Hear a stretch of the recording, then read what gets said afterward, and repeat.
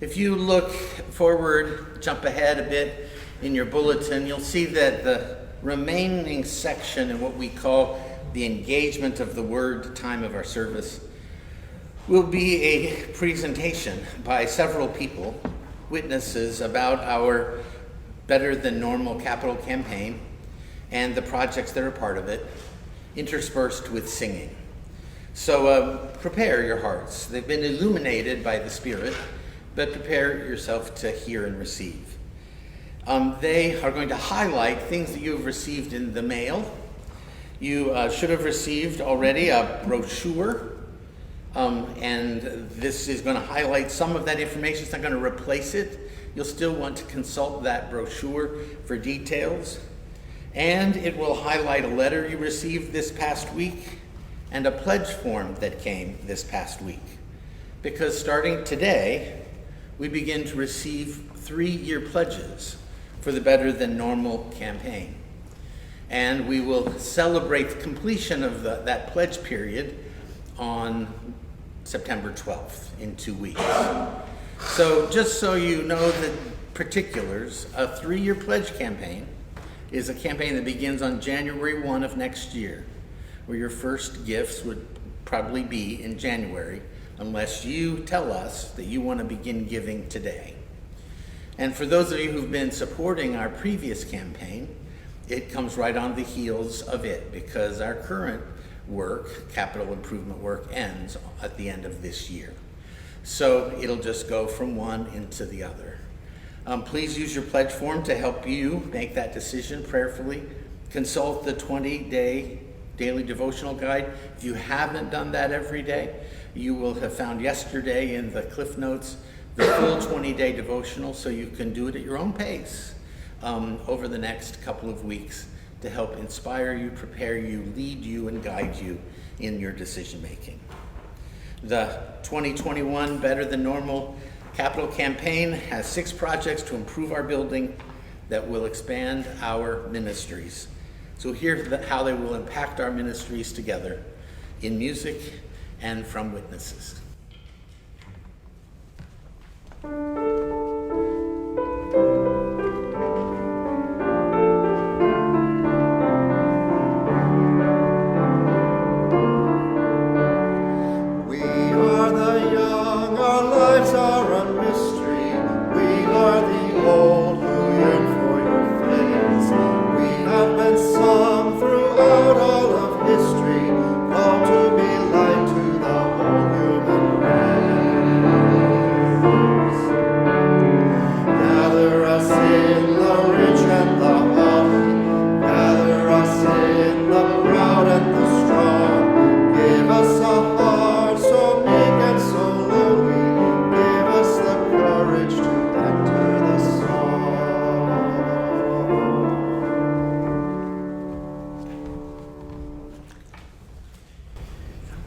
Take a moment to just speak about the windows. From the exterior of the building, at the moment anyway, the windows are not the first thing you notice about our building. You probably notice the tower, you notice the banner on the tower, you find the front door, and you enter the building, and you may or may not sort of notice our stained glass windows. We're hoping to change that, of course. But entering the sanctuary, you catch a glimpse, and then they come into full view. A blaze of color amid the dim quiet, some would say the dark confines of the sanctuary. The windows were intended to be the most memorable thing about the sanctuary. They were given to the congregation by 2 of the founding families of the congregation, the Clarks and the Wilsons. And they commissioned the windows from 2 of the 3 leading stained glass artists of the day, John Lafarge, who did the Good Samaritan window, and Maitland Armstrong, who did The Calling of Peter and Andrew. These windows were fabricated in the same Brooklyn studio of Lewis Heights, and they were created together to ensure that there would be color harmony between the windows. This is exceedingly rare. And our sanctuary is only one of a handful of spaces where the 2 artists' work are in the same place, and essentially the only one that's not a museum. That's right. This point. And it's for this reason that our sanctuary is listed on the National Register for Historic Places. To illustrate this rarity a little further, let me share what the art world thinks of the windows. We don't usually talk about monetary value in this congregation, but about 12 years ago we did have the windows appraised for insurance purposes, and we were somewhat terrified to learn that the entire suite of glass in the building came to about $4 million in art value, which is more than all of our real estate holdings and our endowment put together. Our windows are the bulk of the financial value of this congregation's holdings. And I must admit, that was 12 years ago, and that figure has only gone up since.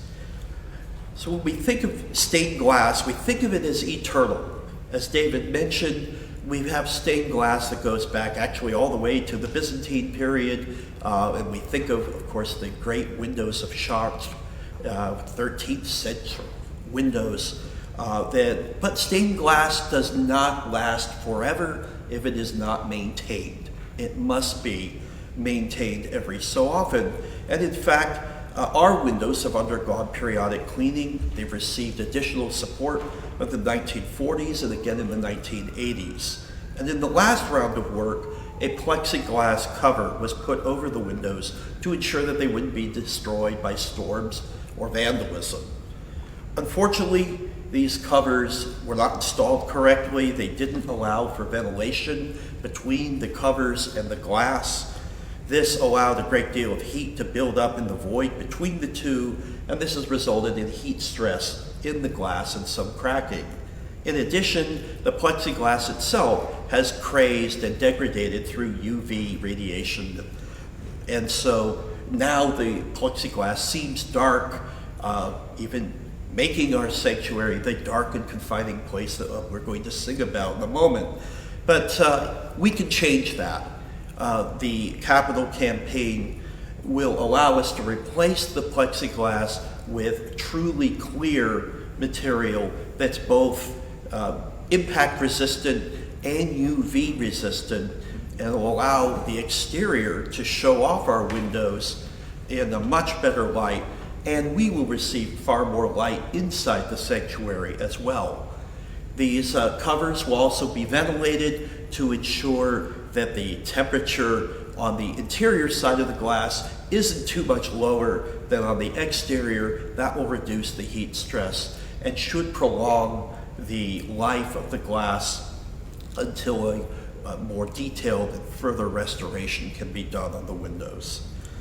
So I certainly encourage all of you to consider the windows as you consider your gifts for this capital campaign.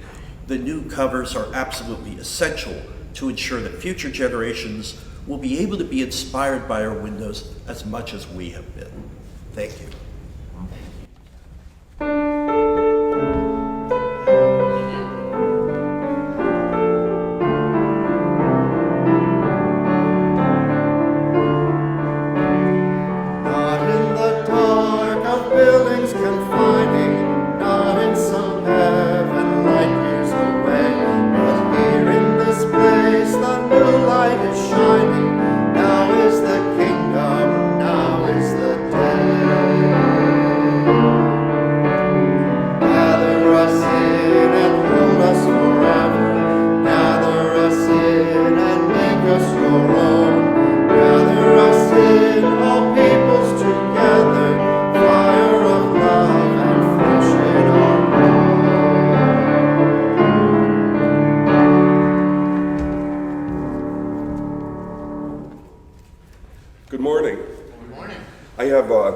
Prepared remarks, because if I just start telling Ruth Ann stories, we'll be here till Tuesday. So I'm here to talk about the organ and the previous organist.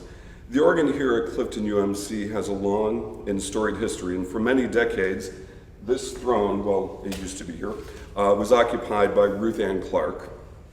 One of the greatest organists and accompanists in this region, a graduate of CCM, Ruth Ann always wanted to spread music everywhere. At age 3, she sat on the bench beside her father as he played to accompany the silent movies at the Albee Theater and said, "I want to do that." And she did. She was music director, organist, choir maestro, bell choir director, and much, much more for over 40 years to this congregation. Ruth Ann was not only a hardworking, gifted musician, but also a generous teacher, wise theologian, selfless leader, and worker. My musical journey at Clifton began in 1992, as did several others here, with Ruth Ann at the helm of both the organ and the choir. In my life, the most significant spiritual experiences and the most meaningful passages of Scripture are ones that I have learned through music, usually accompanied by the organ. One piece that particularly stands out for me is a passage from 1 Kings 19, verses 11 and 12, is sung in "Behold God the Lord," an oratorio from Mendelssohn's Elijah. This is one of Ruth Ann's favorites, and while it was certainly quite a challenge musically, the hard work was worth the outcome. Ruth Ann always held herself and her singers to very high standards, and those of us lucky enough to have worked with her are better for having done so. The aforementioned passage appeals to me because this is how I experience God in my life, not as some cataclysmic single entity, but rather a quiet but strong, ever-present, relentless voice, guiding, loving voice, much like Ruth Ann's. Let's face it, some music just needs to be brought to life on the organ. Some of the Ruth Ann greatest hits foremost in my mind include "He Lives," "Thine Be the Glory," Holst's "Christmas Suite," Vivaldi's "Gloria," and many, many others. And of course, for me, Christ is not officially risen on Easter morning until Ruth Ann shook the earth with Vidor's Toccata on this very keyboard. I'm so grateful for Ruth Ann's leadership, teaching, musicianship, and faithful stewardship of this instrument, and I'm comforted to know that her legacy lives on in our current efforts. Also, I think Jim Bodel was to be here today to speak about the current organist. I'm not exactly an unbiased party when it comes to the current organist, but I can assure you that this treasure is in good, capable, caring, loving hands, and will be for many years to come. Thank you.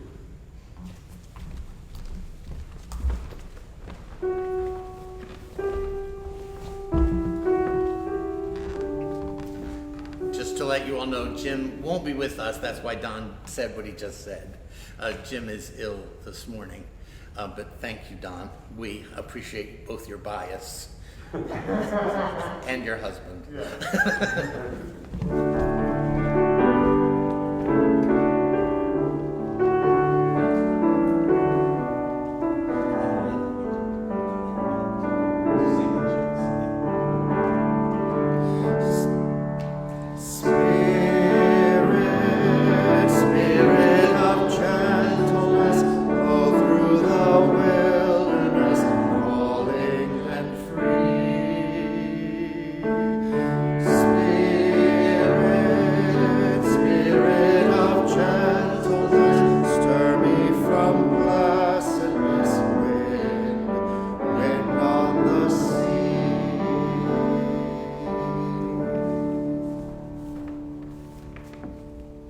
Hi, my name is Ann Householder, and I'm the Serve Chair at Clifton United Methodist Church, and I'm here to talk about the entryway and air conditioning unit revitalization as part of the Better Than Normal campaign.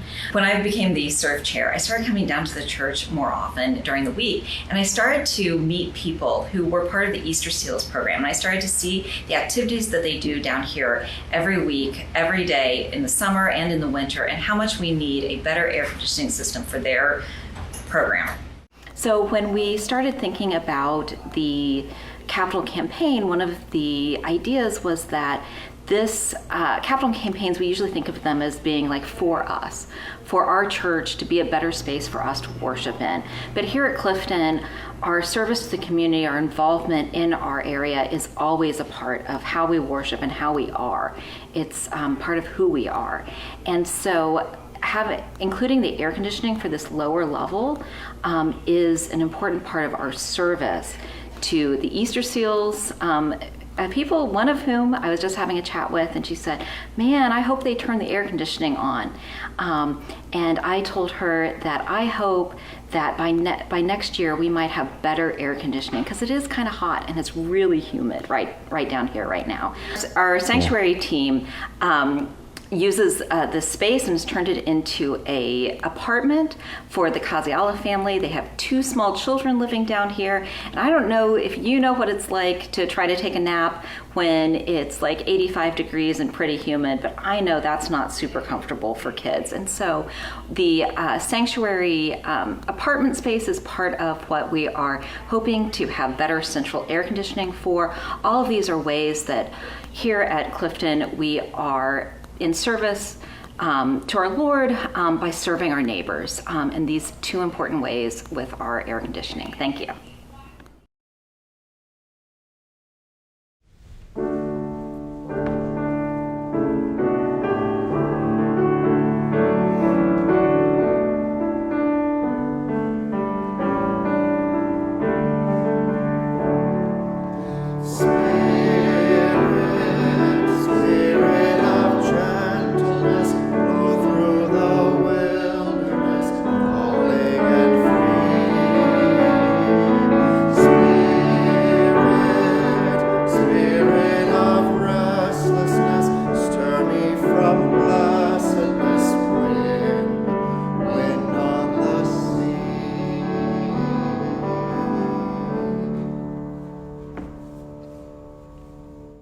Hello once again, church family. I bet you weren't expecting to see a video of me 2 weeks in a row. I wanted to make a quick video to show you a bit of what the upgrades for the Better Than Normal project will allow us to do and tell you why I'm so excited and passionate about it. So first off, the tech portion of the project includes upgrading our lights, soundboard, and microphones while also adding a video switcher, a PTZ camera, which stands for pan, tilt, and zoom, and utilizing ProPresenter. I've tried hard to think of ways to explain all this mumbo-jumbo IT language, but I personally think the best thing is just to show you some examples firsthand by recording this live.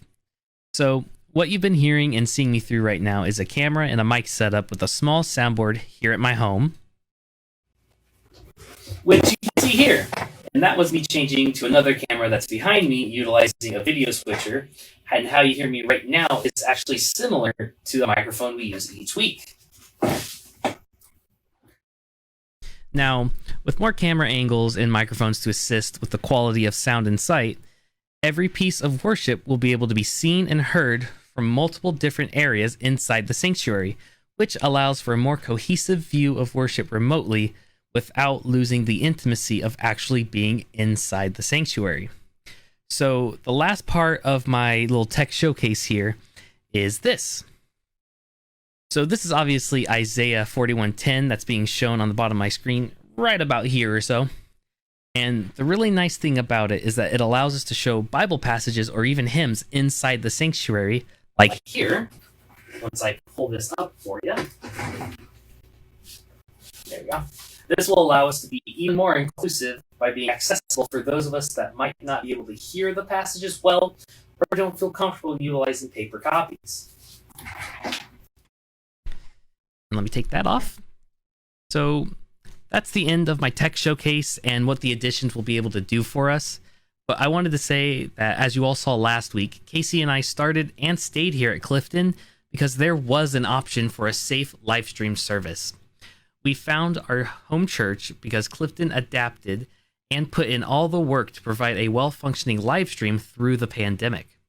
These upgrades will truly make a difference for those of us that still don't feel comfortable to participate in in-person worship, or those that simply can't come physically. We all know that Nick has put so much work into our current setup, but unfortunately we're not all as versed as he is when it comes to running the live stream.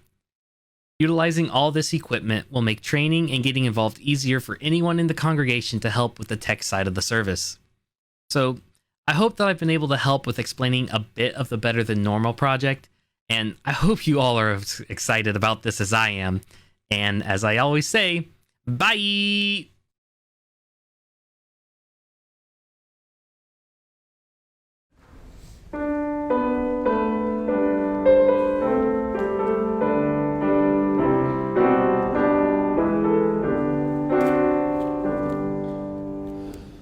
Lord, speak to me that I may speak in living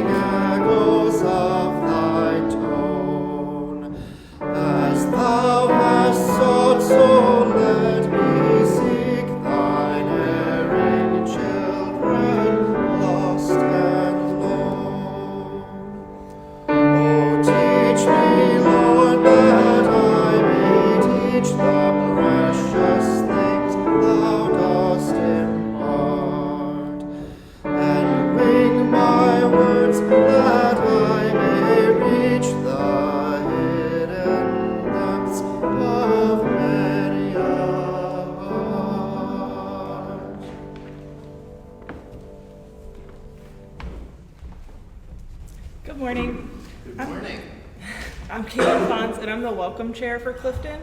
I'm going to be reading some words this morning from Leslie McNeil, who is sharing her experience and hopes for the new lift project that's part of this campaign. So from now on, this is Leslie, not me. Sharing my perspective on an emotional topic would not be my first choice. However, when the Reverend David Meredith asks, it's very difficult to say no. So here I am, and here I am. Sharing my story with Kaylin so she can share it with you. Our capital campaign, Better Than Normal, means we do whatever we can to make Clifton a welcoming place of inclusion and community where extraordinary things can happen in an ordinary world. Upgrading the lift is one way we can welcome our congregation and guests, as well as help them navigate our multi-level building. For those who don't know me, I joined Clifton about 4 years ago, and I started attending a year or so before that. You may know me as the annoying person who asks you to help host Coffee Minute. My first assignment, which I'm pretty sure was also David's fault, that's me, not Leslie, did not make me the most popular person on the block.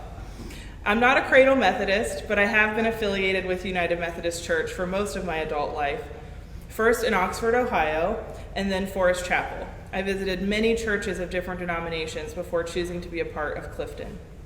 I saw a welcoming, inclusive community that lived out Christian values of love in action, social justice, and attending to the least of us. I wanted a place where I could be involved, be a part of a community, make friends, serve, and continue to grow intellectually and spiritually in my Christian journey, and I found that here.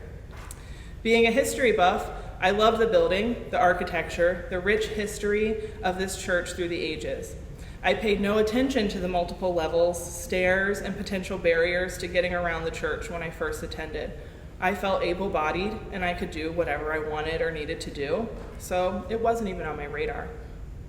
That changed about 2 years ago when I experienced a nerve impingement, which made everyday tasks like driving, climbing stairs, standing or walking for any length of time impossible. Though it has gotten better, that injury coupled with some creaky body parts have made things like climbing stairs outside of my ability. That has been very hard emotionally, psychologically, and logistically in all areas of my life. I come to church to be with people, fill my spirit, and do what good I can in the world. Not being able to fully participate has been challenging and frustrating. I'm very glad we have the lift in order to navigate the multiple levels in our church building, and I'm incredibly grateful to the kind folks who help, like Don Deems, Jim Bodle, Cindy DePoe, Linnea Lowe, and others. Everyone is very gracious about helping, but not being able to operate the lift without assistance is really hard, and it doesn't feel welcoming. Think about navigating from entrance to sanctuary to upstairs bathroom, because yes, if I'm here for 3 hours, that's going to happen, to meeting space to basement, yikes. If I'm working with Coffee Minute and we have supplies in the basement, what's an easy and fast trip for most becomes daunting and sometimes insurmountable barrier for others. To say that it takes away a person's agency doesn't really cover it. Perhaps not a fair comparison, but if you took any other kind of difference or diversity and said you can't move freely about the church unless someone helps you, people simply wouldn't tolerate it. I hope my physical challenges are temporary, but I don't know what the future holds. I can tell you it has made me more aware and sensitive to what others may experience, to see our church with fresh eyes. I hope by sharing my story and perspective with you, you will also see the importance of upgrading the lift. Thank you. And thank you, Leslie.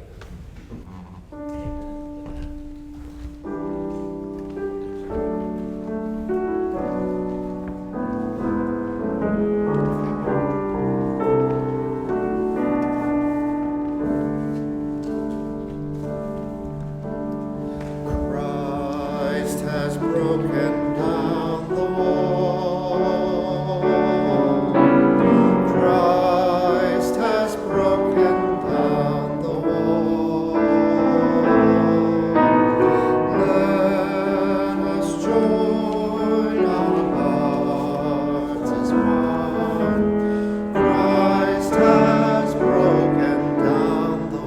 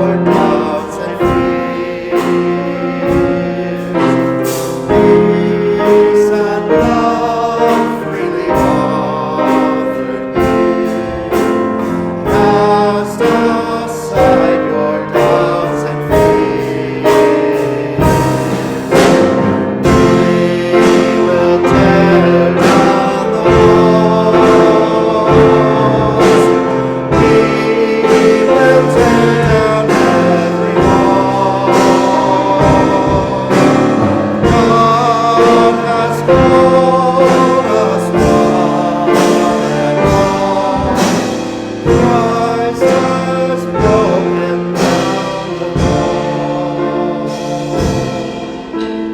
Christ has broken down the wall.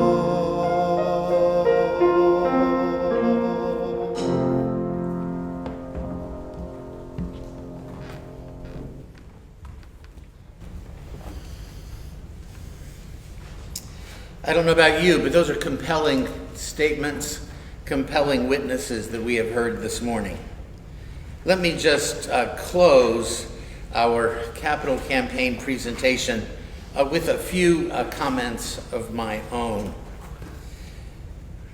First, the church is challenging. You all know that we struggle every day, all of us, with other experiences of church that are not like our experience. And we are challenged when our own experience of Clifton United Methodist Church doesn't live up to even our expectations. A church is challenging. Church is especially challenging for folks under 35.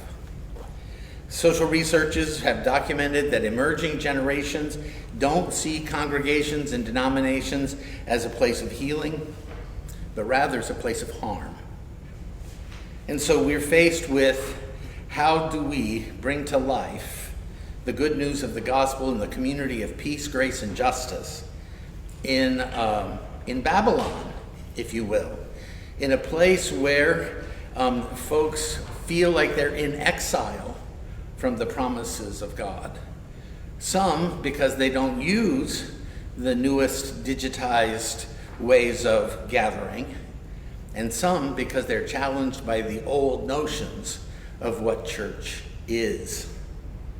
And so we find ourselves in this moment. The challenge is answered, however. The challenge has been answered by the Spirit. For the Spirit has made a choice about us and for us. The action of a runner, Ivan Fernandez, looks to me like the Spirit's actions. It happened in an international cross-country race he ran in 2012. Watch this story as it's told. Kenyan runner Abel Muthai was leading the cross-country race at an event in Burlada, Navera in December 2012. He was only a few meters from the finish line but got confused with the sign and stopped, thinking he had finished the race. A Spanish runner, Ivan Fernandez, was right behind him, and realizing what was going on, he started shouting to the Kenyan to keep running. Muthai did not know Spanish and did not understand. Realizing what was going on, Fernandez pushed Muthai to the victory. A reporter asked Ivan, "Why did you do this?" Ivan replied, "My dream is that one day we can have some sort of community life where we push ourselves and help each others to win." The reporter insisted and asked again, "But you could have won." Ivan replied, "I didn't deserve to win it. I did what I had to do." He was the rightful winner. He created a gap that I could not have closed if he had not made a mistake. As soon as I saw he was stopping, I knew I was not going to pass him. And what would be the merit of this victory? And what would be the honor of this medal? And what would my mother think of it? And what would my mother think of it? You see, I hope you could understand the reporter who was telling the story, but Ivan Fernandez could have won that race by passing Abel Muthai, who had thought he had already crossed the finish line. But he didn't, because he wanted a different kind of community, because he knew he had won the race, because he knew Abel Muthai had won the race. And so he just called out in Spanish to Abel Muthai and used hand signals to get Abel Muthai, the Kenyan, to cross the finish line first, as he had already done, and because he'd finished the race. I think that's the Spirit's action going on here in Clifton right now for this capital campaign. We have been running well. We are way ahead of many other congregations in how we have weathered the pandemic and how we are doing. But still, the Spirit chooses to whisper in our ears when we're just about to think we've made it. We can go back to normal, and whispering and saying, no, there is more. You know, you need to follow where God is leading. God has already won the race of love for the world, and you need to sort of keep going, Clifton, with God into that space. And so we are trying to do that. That's what this capital campaign is about. The Spirit called out to us, don't slow down, complete the race, you're in a good position, keep on going. The Gospel of John is compelling at this moment because the Gospel of John has Jesus say to his disciples, the risen Jesus, say to his disciples, as God sent me, so I send you. Light beyond shadow, you're going to hear in a minute.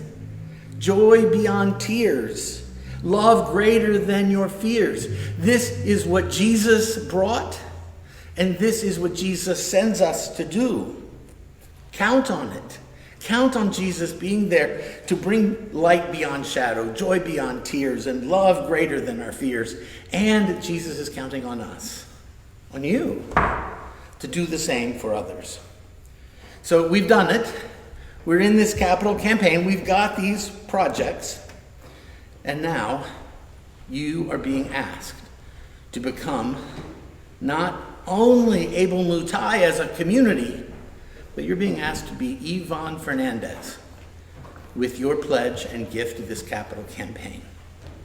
Your gift is actually going to shout in a foreign language to many that God's love is available. Keep searching, keep seeking, keep coming. It is a way of saying to your neighbor, your friends, your family, siblings in the church who are ready to quit, folks who you know are stumbling along the way, it's your way to say, keep going, to encourage, to be part of this ongoing sharing of the love of God. Everyone is the beloved child of God. It's just our task to run behind them and remind them. And this is the part that gets financial, and it's to do what Yvonne Fernandez did. It's to deny ourselves the reward. It's to deny ourselves taking a prize before it's our time, before everyone knows the grace of God, the justice of God, and the love of God.